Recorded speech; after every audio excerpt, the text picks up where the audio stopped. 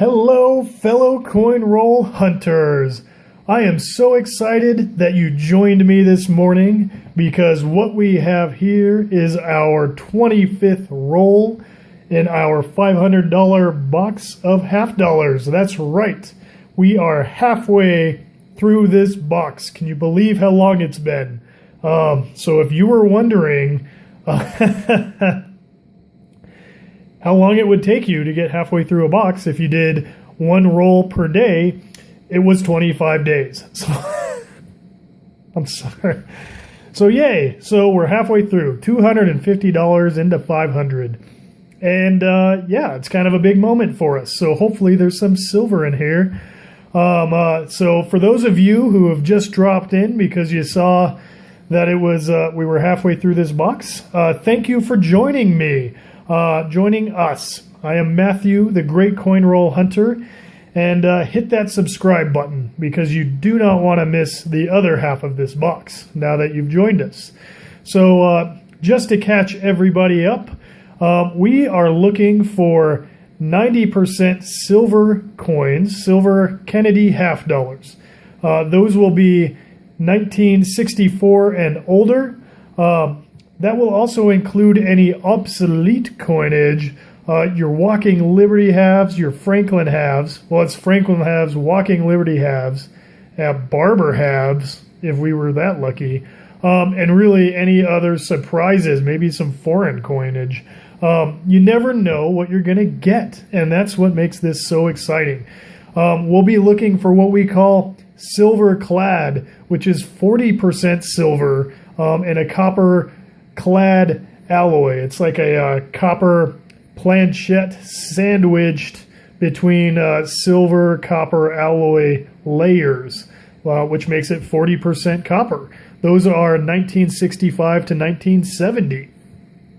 For fun, I am looking for a 1983 half dollar with a Denver mint mark. That's a D. I'll show you what a mint mark is and what to look for. Right here is your mint mark. This one is a D. That stands for the Denver Mint. To upgrade the half dollar I have in my birthday coin collection. There is a playlist for the birthday coin collection if you want to follow along in that awesome adventure. Even start your own with your own birth year. I highly encourage it. It's a great way to start. We'll also be looking for what we call NIFC, which is not intended for circulation half dollars. These are 2003 and older. And the only way you were able to get these half dollars from those years was to order them directly from the mint. And you were paying a premium, 1.5 to 2 times their face value. The face value of a half dollar is, you guessed it, 50 cents. So you were paying between 75 to I guess $1 per coin when you ordered those. So if we found them in this roll, I got it at a deal because it only cost me 50 cents.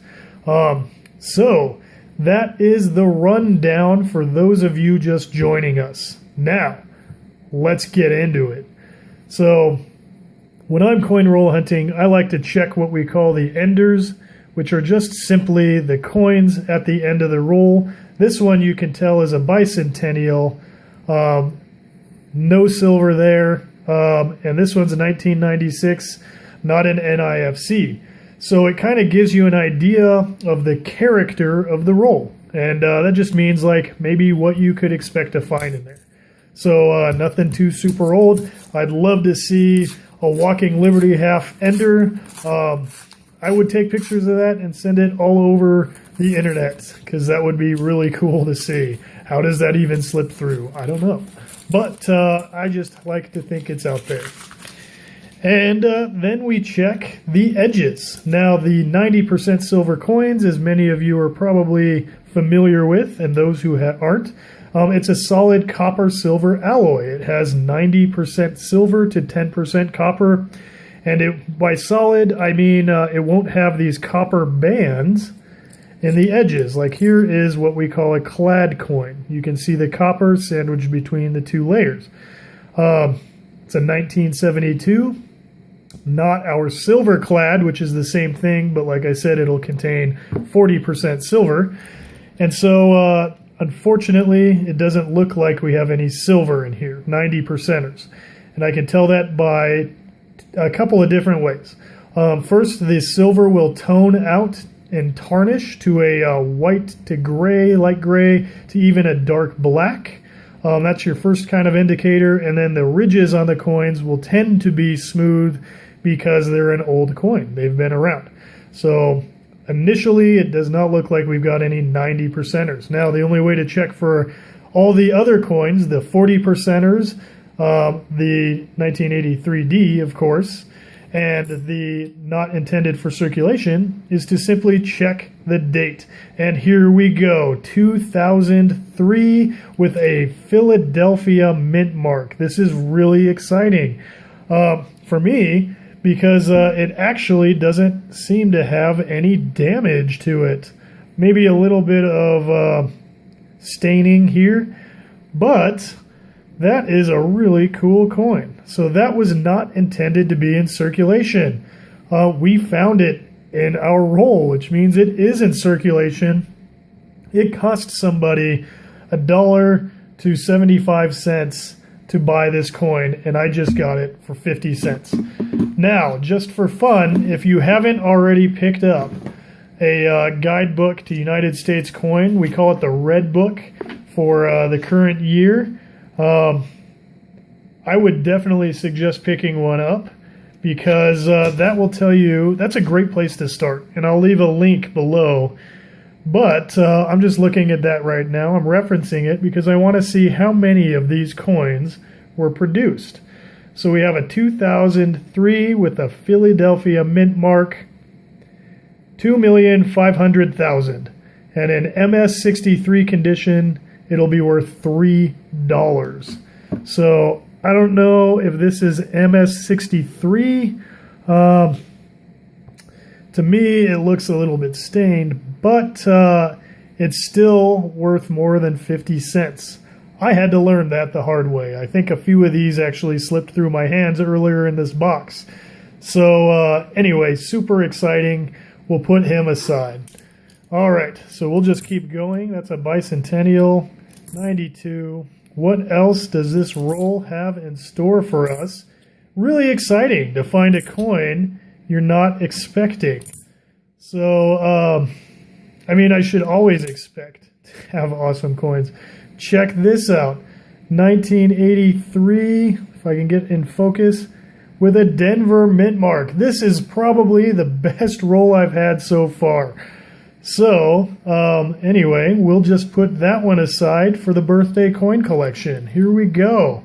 All right, 2 winners so far. 2001, 79. All right, so I had some awesome Kennedy facts lined up for you, but this roll just turned out to be so awesome that I just won't have time to tell you.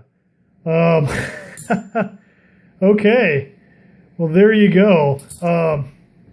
No silver, unfortunately, but we got 2 really cool coins out of it. We've got, let's see here, focus in, 2003 Denver, or not Denver, sorry, Philadelphia, and our 1983D. So just really quick, I want to compare the 1983 that we just found. Here's the one that I got previously from another roll.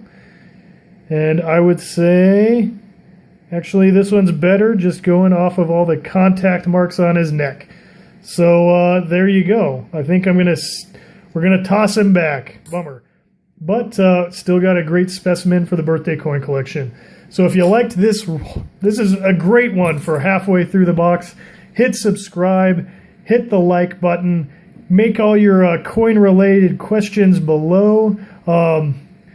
Yeah, hopefully we see you next time. Hit subscribe, and we'll see you tomorrow for the first roll of the next half of our $500 coin box here of halves.